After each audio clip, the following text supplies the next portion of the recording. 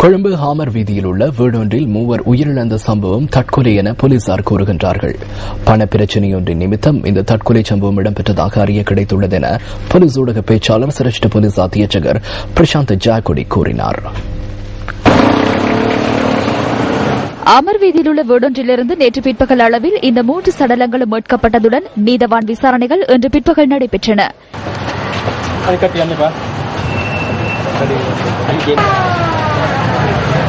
இதனையடுத்து சடலங்கள் பிரேத பரிசோதனைகளுக்காக கொழும்பு தேசிய வைத்தியசாலைக்கு கொண்டு செல்லப்பட்டன.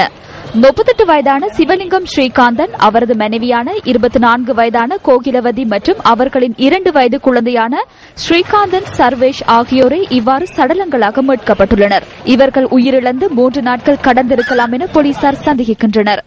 குறித்த மூவரும் நுவரெலியா தலவாக்கலையை பிறப்பிடமாக கொண்டவர்களாவர். தலவாக்கலையில் உள்ள அவர்களது வீட்டுக்கு இன்று காலை எமது செய்தியாளர்கள் சென்றிருந்த போது வீடு இவ்வாறு காட்சியளித்தது. ஆமர் வீதியில் உள்ள வாடகை வீடொன்றில் இவர்கள் வசித்து வந்த சந்தர்ப்பத்திலேயே தற்கொலை செய்து கொண்டுள்ளனர்.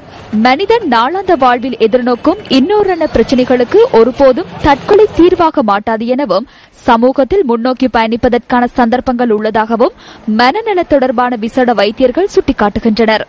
எங்களுக்கு ஏதாவது ஒரு தற்கொலை செய்யற எண்ணம் உண்டு. இந்த பிரச்சனைக்கு உனக்கு ஒரு தீர்வும் தெரியுதில்லையே, நான் சாகிறதான் ஒரு வழி என்று தெரியக்குள்ள நாங்கள் தான் வேறு யாரோட கதைக்கணும்.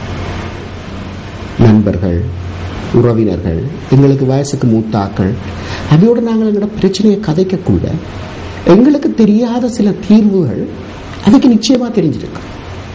அதே மாதிரி எங்களோட குடும்ப வைத்தியர் உடனே நாங்கள் போய் கதைக்கலாம். நிச்சயமா அவை உங்களை சரியான வழியில காட்டி விடுகிறார்.